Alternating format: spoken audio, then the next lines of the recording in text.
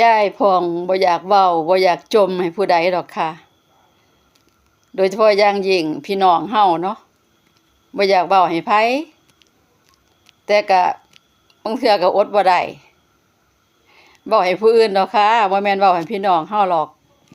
ผู้เพิ่นมักเว้ามักว่ามักจมให้หมู่เนาะคันเพิ่นบ่ได้เว้าให้หมู่เพิ่นคือสิกินบ่ได้นอนบ่หลับหรือจังไดบ่ฮู้แต่ก็ดีคือกันเด้เนาะค่ะการที่เพิ่นได้เว้าพื้นเฮาได้เว้าเรื่องของเฮา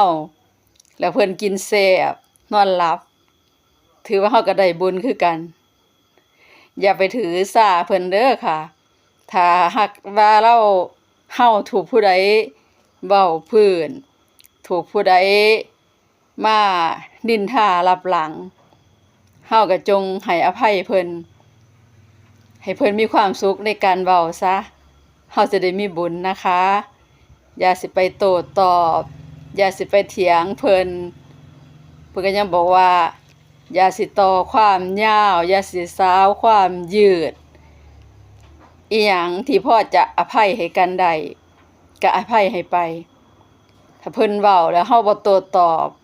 เพิ่นก็สิเมื่อยเว้าแล้วก็เซาไปเองนะคะแต่ถ้าเฮาไปโต้ไปตอบไปบ่แล้วจักเทื่อเพิ่นเว้ามาเฮาก็